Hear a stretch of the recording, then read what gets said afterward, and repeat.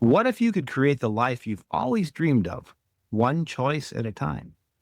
In this inspiring episode, I sit down with Morrison Wilson to discuss the power of living in the overflow effect. She shares how practicing gratitude can transform your mindset and why putting yourself is actually the most generous thing you can do. I'm interested in hearing about that. And how building community is more important than ever in 2025. Tune in and learn the ABCs of creating a life you truly love and actionable steps to start your journey today. Welcome to the Lead Machine Growth Show, where you will discover how to tackle your tech, master your message, and design your dream. Paul Guyan, the mastermind behind the Lead Machine, introduces you to trailblazers who inspire you to implement life-changing solutions and systems you can model to nurture your leads and get your offers seen by your ideal clients who will invest in themselves and you. Be sure you visit our website at www.leadmachinegrowthshow.com. While you're there, subscribe to us via your favorite network. Now, tune in and get ready to transform your vision into reality. Welcome to the Lead Machine Growth Show, where you will discover how to tackle your tech, master your message, and design your dream. Paul Guyan, the mastermind behind the Lead Machine, introduces you to trailblazers who inspire you to implement life-changing solutions and systems you can model to nurture your leads and get your offers seen by your ideal clients who will invest in themselves and you. Be sure you visit our website at www.leadmachinegrowthshow.com. While you're there, subscribe to us via your favorite network. Now, tune in and get ready to transform your vision into reality. Welcome to the Lead Machine Growth Show. I'm Paul Guyan, your host, best-selling author, the Lead Machine coach, and founder of the Lead Machine Marketing Group and Mastermind. And I'm dedicated to helping you tackle your tech, master your message, and design your dream life. So whether you're just starting out or you want to take your business to the next level, let's get this conversation started. So Sam, thank you so much for coming again on the show. We really appreciate it. Love to see you again. And thanks for turning off the AC. Yeah, we want to make sure the sound quality is as good as possible. So I'm happy to be here. Thank you, Paul. Yeah, I love the lights behind you. Thank you. I Those are love great. lights. I have them all around, and I actually thought about wearing lights in my hair. I do that on occasion. And because they they don't look quite right when I have the lights behind me and the lights in my hair. So, okay. Yeah. Sort of like cornrows with lights. No, it's actually, I can show you. It's pretty easy. It's literally, I wrap them on a headband. Oh my gosh. I need one of those. Well, so I'll tell you the reason what happened is on my healing journey, one of the things I recognized was a lot of times I played really small. I did not want to be seen. I didn't want anybody to know, like I wanted to be the wallflower and be like, nope, I just want to get by and get through life. And now I want people to say, hey, look, there's that girl. She's got the lights or the glitter or something. I want to say that it's okay to be seen, that our voices matter. And when we show up in a way that only we can, that's when the world can be a beautiful place. That's right. Yeah. So Sam, tell us a little bit about yourself for those who aren't familiar with you, and you'll be able to read the full bio in the show notes. But you have kind of an interesting start. You started one way and then you ended up here, and you use this to get there. So can you tell us about that and how that all started? Yeah. So I started my healing or recovery journey in 2015. Didn't know what that was going to look like. And very shortly after I went on my own journey, I recognized that God was calling me to work with women to help them learn how to create a life that they loved. But it was really a passion project. I didn't see that as a way to make money. So I needed a job or a business or something else to do.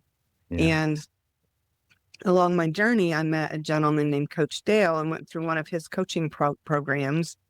And he really, really helped me understand who I am, what I'm good at, what I'm not good at, what God created me to do and be, and how to show up in the world. And one of the things that we identified was I'm really good at admin work. I love it. My brain, I have my number one strength on the Strengths Finder assessment, which I love, is called strategic. And strategic is one of those things that you can't teach. Either you have it or you don't. And my brain, when somebody tells me that they are here and they want to get here, I can see all the little steps it takes to get from here to there. And so I have this really beautiful gift of being able to make it all fit and to make it make sense. And a lot of small business owners, entrepreneurs, coaches, they don't have that gift. They don't have that. They know where they're at and they know where they want to be, but they're like, what do I do? And so I actually started an admin company called Your Admin Ninja, April 1st of 2019. So we're almost 6 years old, depending on when this goes out. We'll be 6 this year. And because of what I do at Your Admin Ninja, I'm able to do most of what I do for Safe Heart Connections for free. There are some paid things that I have and some in-person retreats and some courses that I charge for. But for the most part, a woman can come into my world, into my community, and get the basics of what she needs for free, because I want any woman that wants to start this healing journey to not have money be a reason why that doesn't happen. Yeah. And you mentioned healing. And if you don't mind me picking at that a little bit, I've Sure. had my own healing journey as well through divorce and substance abuse, and have been sober for, I don't know, since 2008, I think. And Congratulations. thank you. And I refound my faith. And, I went through a lot of ups and downs too. So there was a spark that made you do what you did and listen to Sure. God. So could you tell us about that too? Yeah, it's a little heavy, but I'll share, and I think the listeners can, I think it's going to be okay. If you don't mind. Yeah, no. Yeah, If no, you- if no, you- no. if I you'd want, rather no, not. I just want them to have an idea of, if you're sensitive, this is just what happened. I had been married and divorced multiple times, got the last marriage.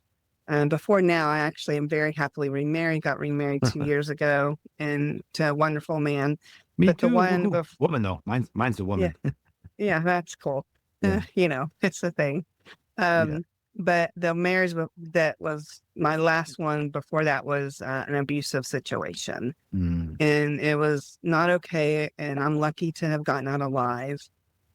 And I remember, so I had started recognizing that there had to be something different. And I didn't know what it was. But March 8th of 2015, I wrote in my journal today, I actually wrote, I'm drawing a line in the sand today. And this isn't working. I'm not doing this anymore. I don't know what it's going to look like. I don't know what God has for me, but I know it's not this. Mm. And a few months later, I was able to get out of that abusive marriage and went from living a life that I truly did not even care if I woke up. And September 25th of 2015 is the day I took suicide off the table forever as an option for me. And now I live a life that I love. It's not perfect. Life is still going to happen. And because of gratitude, because of knowing who I am and who God created me to be, I now get to help other women do the same thing. And they don't have to be coming out of an abusive marriage. We all have something: divorce, kiddos getting in trouble, addiction, you lost a parent, somebody lost a baby. Life is going to happen. It's not if, it's when. Yeah. And so having a good community around you, and it could be Safe Heart Connections, or it just needs to be something. Find a church, a local community group, somebody. You don't have to tell all your business to everybody, but there needs to be a core group of people in your world that when something happens, you know who you're going to call. And I love that I get to be on the journey with these women as they start to open their eyes to recognize that what you read at the beginning about how the most generous thing you can do is take care of you. When Yeah. you keep your own cup full to the overflow and you're able to pour into yourself, and that allows you to give in kind, generous, loving ways that you could never do otherwise. And Mhm. so I tell my women, if you want to change the world, start with you. Yeah. Start with you. So that's the overflow effect that you're talking about. Yes, that's Uh, the overflow effect. Sam, thank you for sharing that. I know that was a bit painful. I appreciate that. We all have pain in our past, but the good thing is that we don't have to look in the rearview mirror anymore. We have to look ahead, and what's past is done, and our future, and what living in the present through gratitude help us attract the future that we really need, I believe. Yeah. Yeah, it does. And the very interesting thing for me is that I've been pondering over this whole gratitude thing recently. And just if Mhm. I were to start over, what would I do? And if I had no money, no ability to do any training or coaching or any programs, I would start with gratitude. Mhm. And after the divorce in 2015, and it's a very long story, I won't go into the details, but he ended up finding me. I'd moved to a place that was supposed to be safe and secure. And I got a text message from him about 6, maybe 8 weeks later. And it said, I know where you're at. And I was scared. And so a few weeks later, I ended up moving. And so I was scared and I was upset and I was frustrated and I had to move again. But in that moment, I actually got to move to what I had called my happy place. Even before then, it was a place in Texas that I really loved the area. I thought it was out of reach financially for me. And I Mhm. found out that I could actually afford it. And I would have never found out. I would have never asked about it had I not got that text message. And when I was able to find gratitude in that moment, that Yeah. fearful moment, I Mhm. knew that I would be able to find gratitude in everyday moments. Yeah. Yeah. In every adversity, there is an equal and opposite opportunity that you need to seize and recognize. And that Yes. is paraphrasing Napoleon Hill. Mm. But yeah, but all those negative things have opportunity buried in them, and so we're kind of being pruned away as we go through this pain, and we hopefully learn from it, and it Yeah. should be give gratitude in all things. And Yeah. yeah, I'm pretty sure like the Bible even talks about that. well, it does. Yeah, I was Thank just quoting St. Paul. Yeah, give gratitude in all things, and pray always. Yeah. So one of the things that you did, so you have this beautiful community, Safe Heart Connections, but and it's not really it's a passion project, and you love admin work, so you use the admin, your admin ninja, which is an interesting name, to fund it. So tell us about that and how you came up with the name, and and Yeah. how you, did you launch them both? Did you launch the Safe Heart first, or Yeah, I did. Yep. So I yeah? started Safe Art Connections in probably around 2016. So it's almost 10 years old, 9 years old now. Yeah. And the way your admin ninja's name came to be was after I went through the coaching process with Dale. I was Mhm. trying to come up with a name. And I was thinking back, one of the companies I used to work for, I was actually the admin for the VPGM and 13 of the salespeople. And one of Mm. the salespeople was walking down the hall, crossing me. She's like, "Hey, Sam, I need this thing." And I'm like, "It's already on your chair." And she's like, "You're just a little ninja, aren't you? Once you know what we need, once you know what we need, you just take care of it." And so I decided to go with your admin ninja. And now we have something that I call the code of the ninja. And we want to be forward thinking and thinking about what our clients need. When someone asks me if they're looking for a virtual admin, I will tell them we do virtual admin work, but if you're looking for just a VA, that's not what we do. We actually are more of a business partner. We come alongside, we do brainstorming, we do some marketing, we do We really are part of the thought process. A lot of our clients are solopreneurs, entrepreneurs, coaches, and they don't have anybody to run things by. And so we kind of become their board of directors a little bit and help with the processes. And that comes in because of that strategic, where I get to see all the little things, and I'm able to help my team learn how to have some of these client calls, because I don't do all the calls anymore. The company runs about 85% without me. I do payroll every week. That is, no matter how big we get or however long I'm doing this, I want to do payroll, because it reminds me that what I'm doing is impacting these 10 or 12 other people that work for me, and they have an income because of what I'm doing. And so I love that. And plus, I remember that's one of the things that you love to do.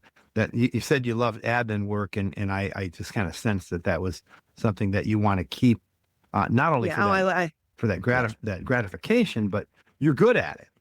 I am good at it, and I'm still, so I get caught up in my own stuff with things where I love the creation process. I love creating a project, seeing it all the way through, and I actually, so I have 4 clients that I still work with on a regular basis, and they are very much in-depth, structured, where we have to do a lot of moving parts, a lot of things. And yeah, I love it. So yeah, you mentioned something right there that I think business owners, especially solo entrepreneurs or growing businesses. One of my clients is a small health care practice. And it's husband and wife, and they have a really small staff and total of 3 providers. And we're in conversations about, okay, you're in your 50s, what's next? How is this going to run without you? Because right now the reputation is you, and we're working on his reputation. And so what do we need to do to make a company run and be thriving with your original vision intact, and maybe grow on that vision, and run without you? Yeah. And so I set my company up like that from the beginning. I knew that ultimately I wanted to create a company where I could work from wherever I was, allow other people to do the same thing. But I knew long term that I really wanted to focus on Safe Heart Connections. I didn't know how long it would take, didn't know what it would look like. And we were almost 6. And so about 4 years in, 3.5 years in, Coach Dale, who I still coach with, he's like, okay, it's time. You need a leadership team. And so from the people that work for me, I selected my leaders, and I call them my hedge. If you look up the definition of a hedge, it's a group of ninjas. Yeah, that's right. I didn't know that. I looked it up. And when I was trying to come up with a name for them, and I also think of a hedge kind of like as a spiritual protection. And God talks about having a hedge. And so my hedge definitely protects me. And before we make any decisions now that changes the company from what we're doing to something new, 2 of them have to agree with me, or we won't do it. And we're working on adding a new side of the business where we're not doing just admin work, because I really believe in, we do general admin, we do some light marketing, some social media stuff. But my favorite thing to do is helping our clients set up appreciation programs to show gratitude and appreciation to their team, their clients, their vendor partners, because when you do that, you get more referrals and your people stay with you longer. And all of our clients at Your Admin Ninja have come from referrals. And so I'm really a big believer in that, and not just for gratitude for my life, but it impacts your business, it impacts everything. So I'm working on creating and teaching 1-day virtual workshops, or where the owner would have me teach their team, their leaders, their managers, a 1-day virtual workshop around gratitude and how it can make their life, their business, and everything better. And we had this very discussion, what you're talking about with my hedge this week, about how, knowing we're setting this up and knowing that I'm not going to want to be the one teaching it forever, how do we set it up from the beginning so that it's not sold as me being the main facilitator? right? Because The- I can teach some of my other people how to host the workshop part, Yeah. right? Does it It have to doesn't be in have to person? be me. No, it's all going to be virtual, all virtual. Gotcha. And I would do it in person if the circumstance was right. But Mhm. knowing most companies now, especially post COVID, if they have a group of 10 or 20 or 30 people and they were trying to get them in a space to do something, Yeah, they it'd be tough. can't. Yeah. They can't. So just doing it virtually.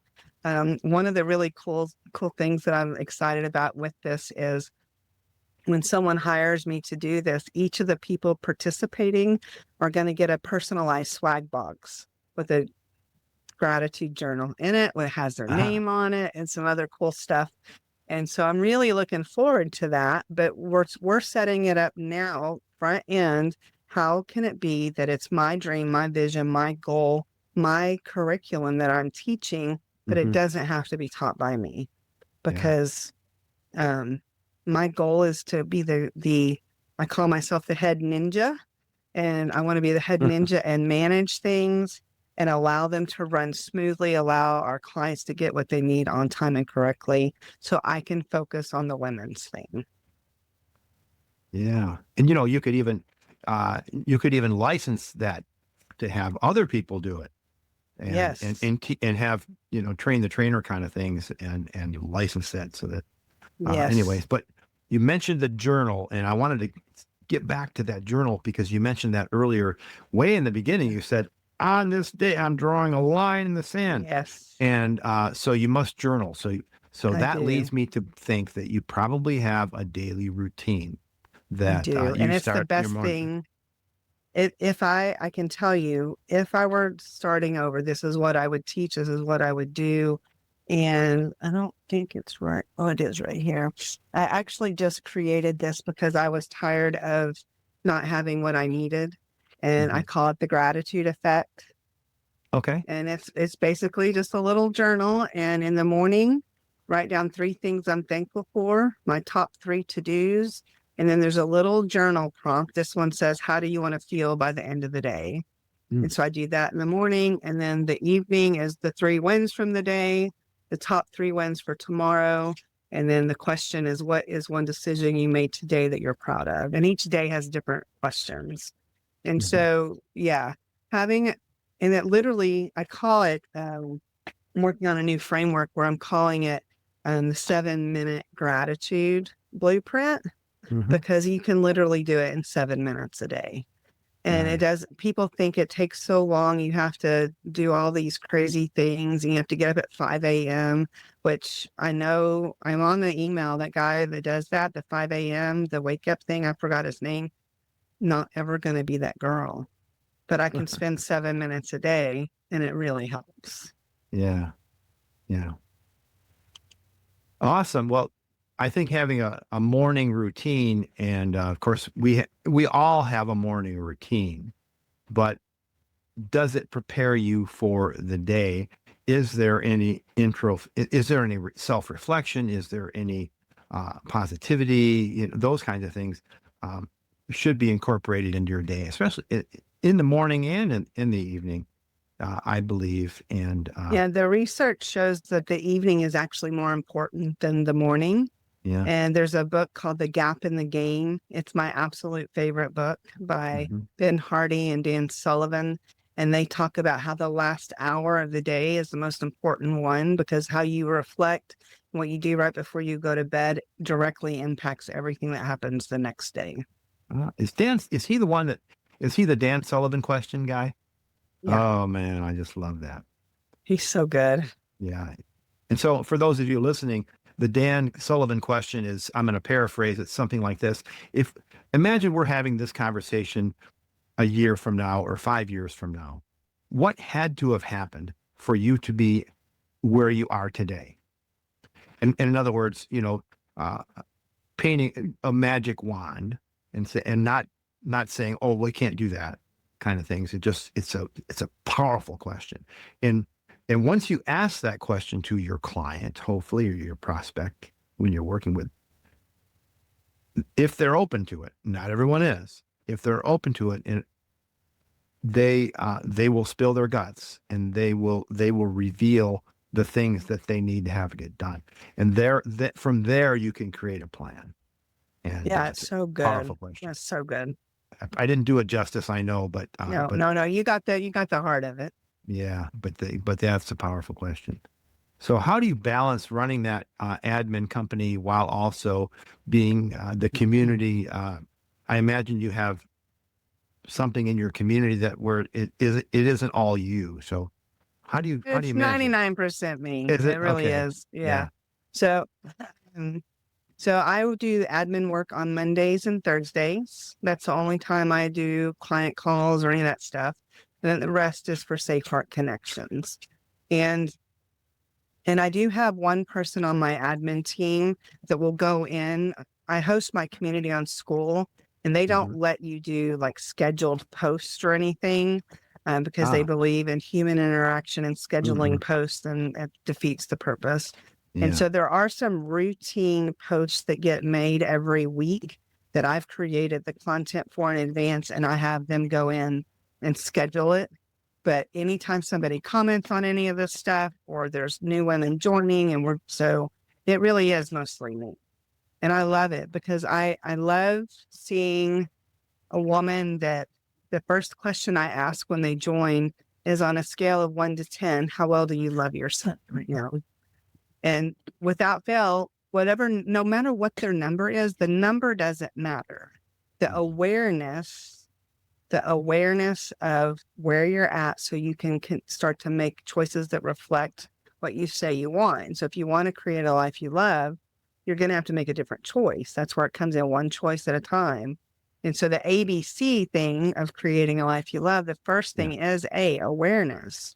Mhm. The B is building a community around you. Talked about not if, but when.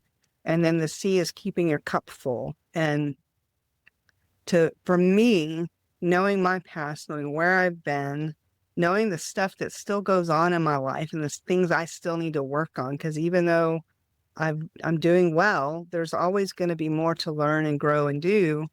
The fact that I get to help women on this journey blows me away. I mean, I got a message from a woman today that says, I'll pull it up really quick while I'll keep talking so we don't lose the time. But she literally said to me on Messenger on the school app, she said, Sam, I have no in-person support, but I want to say every time I see a Safe Heart Connections email or post, I feel whole. Wow. I can't Isn't that great? You that up. can't make that up. No. No. So, wow. That just makes your day. Yeah. Yeah. So is there an Yeah. intersection at all between your community and the your admin ninja at No, all? not really. No? No, and that would make life easier if there were. Then I wouldn't have to have two separate things. But what I see happening is because gratitude is now going to be the overlay for your admin ninja with the one-day workshops and gratitude for Safe Heart Connections. I do see that there's going to be an overlap in that way, but the admin work will always be, I mean, tactical, getting stuff done, that kind of thing. And so I don't think there's really much of an overlap except for the women that I do admin work for. They're always invited to things and they know what I'm doing and they cheer me on. Last week, I'm actually March 8th of 2025 is coming up, depending on when you Mhm. release this. But Yep, I'm it'll actually be for them. releasing my book that I'm calling Living in Overflow, The Power of Knowing Yourself. And I'm Mhm. actually telling my healing journey from the time I started to where I'm at now. And last week I needed to finish some of the writing and went and spent 2.5 days at an Airbnb. And all my admin clients knew it and they were cheering me on. And I mean, so they know it's not like I have two separate lives and nobody knows. They know and they support me, but there's not much overlap in the tasks. Yeah, you know what? I'm going to ask you about the writing process that you took, but what I Yeah. really like about this story is that you came from a real hurtful place, and through the grace of God, I believe, and through persistence and gratitude, you're able to build a thriving business and support your passion project. Yeah. And now you're courageous enough and thankful enough that you can now share your story. Yeah. It's a lot. Yeah. So, And so I've wanted to write the book for a while, and I've written a ton of journals and published a lot of stuff, but I've never really told my story. And one of the women in my community that I came across, she's actually a writing coach, and I joined her program a few months ago. And so I've been dabbling with the idea and creating kind of what I think I'm going to say. And then I guess a month ago, maybe 6 weeks ago, I was at a lunch event with my husband for his business. And one of the women there said she's hosting an event for International Women's Day on March 8th. oh, wow. And I'm like, she asked me if I could be on the panel of women. And I'm like, yeah. And then I'm like, uh-oh, I need to have the book ready by then. So I've been furiously like getting it done. And she's going to let me set up a little spot with a table to where I can do sort of a signing, but it's not going to be exactly that. But I'm really excited. The goal is to have it by March 8th. That's when I'm releasing it and be able to tell my story. So I did use real names in most situations, except for a couple, because they were good stories. Yeah. Any of the ones that were challenging, I didn't include their name. So Yeah. And if they read it, they'll know that it's them. oh, they'll know it's them. How does They that won't song read. go? You're so vain. You probably think the song's this- about you. Yeah. That's from a long time ago. Yeah, I know that song. Oh, But you good. asked about my writing process, Yeah, and I'll yeah. tell you, I do something very different than a lot of people. And Mhm. what I've been doing this, I started taking writing retreats at the very beginning of my healing journey, November of 2015. I decided that once a quarter I was going to go alone by myself just for a couple of days. And at that point, I was still dealing with self-hate, and I didn't like myself. I didn't want to be by myself. And the first place I ever went, in a place in East Texas, they had no Wi-Fi at all, no signal. I didn't have any music to listen to. I had 3 songs on my computer. That's all I had. And I was stuck with everything just in my head, right? And it was truly painful. It was painful. But it was so good. And now this, compared to this last one that I just did, I got to the place and there was no Wi-Fi either. And I was like, yes. And because I want to have the disconnection and the time to just be with me and God. And what I do is when I get someplace, and usually the writing process, I'm typing. By that time I'm to the place where I'm typing and Yeah. I have notes and stuff, but I get there and I go to sleep. It's the first thing I do. I go to sleep with no alarm, nothing set. And then when I wake up and I'm ready to start working, I turn on my computer, but I don't plug it into the wall. So when my computer needs to charge, I go back to sleep and I sleep until I wake up. And then, so I'm writing at some weird times, but I'm fully refreshed. I'm better rested than normal, and it works for me. And so in the 2.5 days I was there, I typed 14,474 words. Wow. In how many days? In 2, I got there at, 2 days. So I got there at 3:00 on Tuesday and left around the same time on Thursday. Wow. Yeah. And So so it works for me.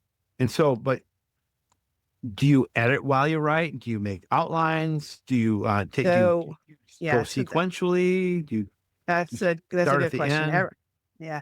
Well, this is the first time I've ever done a book like this. And so I did have a rough draft that I had planned on using, and I was going to go in. My goal is just to make edits and add some things, but there was no Wi-Fi, and my draft was saved on OneNote or OneDrive or something, and so it wouldn't open. Yeah. And luckily I had the printout of the rough draft. And so literally I was able to go in, and at first I was cranky. I'm like, really?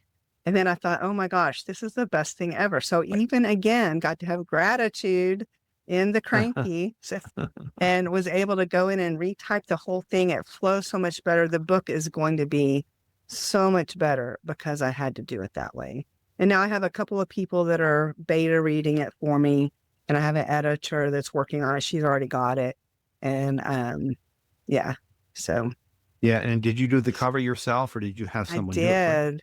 I did, because I love it. And I did get some feedback from my writing coach people that she has a group, and I sent some stuff and got some feedback. And I love it. I love creating the covers on most of my books. I've created the covers on all of them on the journals, but most of the time it's a photo I've taken. One time I was driving on a train from DFW to Chicago, and I was going through this tunnel area. And right when I came out, there was this field of wheat or something. And I just took a couple of pictures, and that's on one of my covers. In Abilene, Texas, there's a really cool brick wall on this building with a rose on it. And I use that for one of my covers. And so I try and make them to where they feel personal to me. This one in particular, I'm trying to reflect the overflow effect. And so I have a cup that has some stuff coming out of it. I think it's really pretty, and it looks really good. It catches your eye for sure. Yeah. So did you go in sequence from your story from the beginning to the end? Yeah, good question. Yeah. So initially I planned on just writing certain chapters about certain things. And what I ended up doing was basically going sequentially. It's not exact. There are some overlaps, but I start from March 8th, 2015, and what happened and getting out of the abusive marriage. And then when I started the trainings and the different things I've done, from Celebrate Recovery to Pathways to working with Coach Dale, and Andre's a relationship coach. And I coached with him because even after doing all these years of creating a life I love, knowing who I am, when I started to date again, I was still picking guys that were not good for me. And I was so angry and so disappointed. And I'm like, what's going on? And what I found out was I wasn't broken. I was just acting and choosing base and showing up in a way that would cause people that weren't good for me to be drawn to me. And so once I learned how to show up as the woman that God had me to be, and I learned that from Andre, he didn't change who I was. He just helped me see how things work. And I tell a little bit of that story in the book, that he gave me a homework assignment one night to go be where men are, where they were, not to try and date somebody, but just to listen to them and just to hear how men talk, men versus boys, which I had been attracted to boys. The boys were attracted to me. And that night, when I went to that place to be where men were, is when I met my now husband. And wow. Andre's like, I can't promise results like that, but when the student is ready, it happened.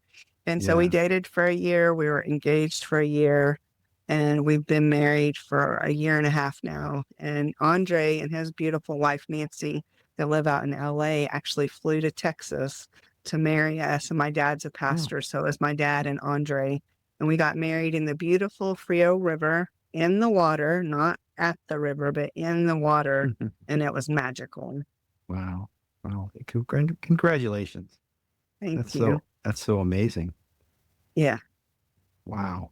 What a life change. What a life change. Yeah. So I tell all that in the book. And I like how you set the date for March 8th, and that's a meaningful thing, and that it's a celebration. Yeah. And you've got that International Women's Conference. Gosh, there's someone who I'm going to introduce you to that you might like to get on her podcast. Okay. Well, thank you. Let's see. So, what advice would you give to others? I'm not going to say just entrepreneurs looking to build. Well, I guess the question is, if they're looking to build a service-based business or a passion project, what would you do? Especially based on referrals. We didn't dive into the referrals too deeply. So how would you do that? How would you? My best suggestion would start with knowing who you are, what you're good at, and what you enjoy. And that's the way I hire for your admin ninja as well. Somebody can be good at doing something, but if they don't like They to don't do like it, it. Yeah. no. And so create something that when you wake up, you're like, I get to do this, not gotta do that. And so when you do that, you create something that you love, which is where the new one day things come from. I was doing some self-reflection and think, what do I want to do for the next 5 years? What do I want to be known for? And it's 100% gratitude. So, and so when you pick something that you love and that you're good at, and then you do a really good job and you show appropriate appreciation, you will get referrals. You just will. And the appreciation, it doesn't have to cost a lot. It can be a simple text message saying, hey, like a client of mine, right now she has the flu and I don't talk to her hardly ever. One of my teammates does. And he told me yesterday she has the flu. And so I sent her a message today. Hey, heard you weren't feeling very good. I hope you feel better soon. If there's anything we can do, let me know. Mm-hmm. Just being kind, being genuine. Yeah, there's a lot of things you can do that don't have to cost anything. But the first step is doing something you truly enjoy, because if it's all about the money, it will come through. Yes, we need to make money. We do. But in my mind, that's almost secondary, because I want to live a life that I want to live.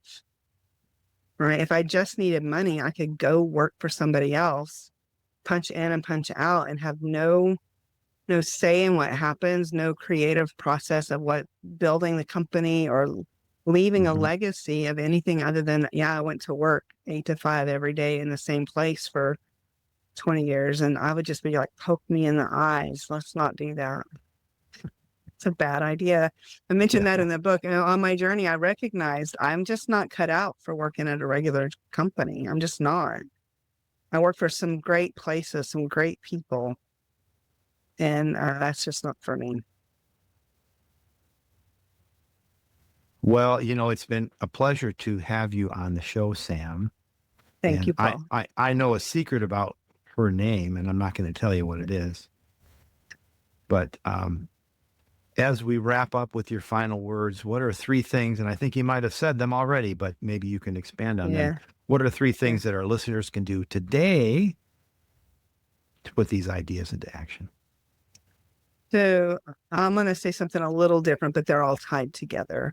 The morning and evening routine really is important, but if you're not ready to start with that, what I would do is step 1 is identify if you look at your life and you say, this is like, I want to create a life I love. And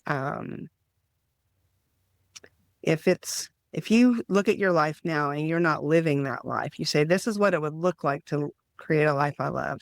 If you're not already in that space, you're not doing that, then this would be the moment to take a step to reflect on what's one thing that you could do to lean into creating a life you love.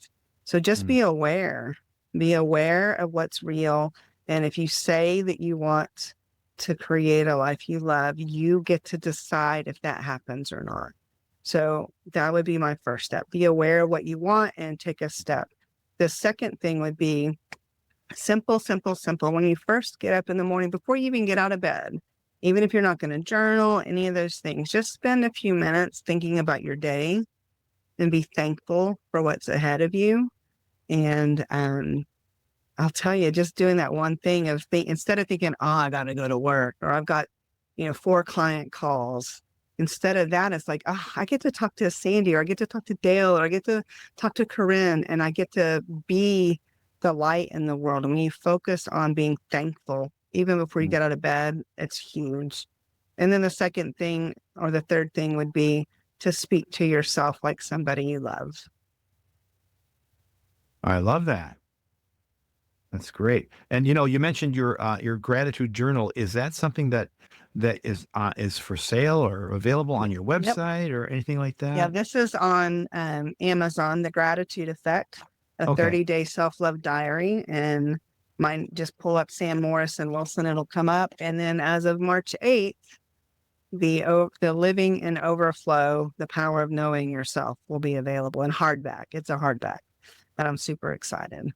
Okay. And is there anything in that book that we didn't cover here that we need to cover? Maybe have you back on the show, or Well, there's always more to talk about. I We know. cover just about everything. You Yeah. asked good questions and you led the conversation really well. So I think we did Oh, good, but I I'd think so. always be happy to come back and maybe dig in a little bit more on gratitude, why it works, and the differences of, a lot of times people think self-care is self-love. It's not. It's part of self-love. But so if you only have self-care, that's not enough. You need self-growth and self-respect and self-esteem and self-awareness, and there's just more stuff. So Yeah. And speaking of stuff, you have a special yeah. special Yes, gift for I our do. listeners. Can you tell us about Yeah. that? So any women that decide that they want to join Safe Heart Connections, and you can go to school, SKOOL.com, SKOOL.com/Safe Heart Connections, or just safeheartconnections.com and click on through. When you join the community, send me a message that you heard about me on Paul's show, and I'll get you access to the Love Your Journey Self-Love Starter Pack for free. I usually Oh. charge $37 for that, but anybody that comes because of Paul, you get that for free. Wow, that's so nice. So thank you so much. I'm very thankful that we could get together again. The last time we had a little trouble. I think there was there was sunspots or something going on, or there was I don't know. I don't know what's happening, but thank you so much again, Sam. And Thanks for remember- having me. You betcha. So remember, faith and action go hand in hand. So keep the pedal to the metal. Until next time on the Lead Machine Growth Show, I'm Paul Guyan, and Sam Morrison Wilson. Thank you, and I'm grateful for you. Thanks. Thank you, sir. Yep, very good. Thank you for tuning in to the Lead Machine Growth Show with Paul Guyan, where we show you how to tackle your tech, master your message, and design your dream so that you can transform your vision into reality. Remember to visit our website at www.leadmachinegrowthshow.com and enjoy even more great episodes like this one. Again, while you're here, subscribe to us via your favorite network. We look forward to seeing you next time on the Lead Machine Growth Show.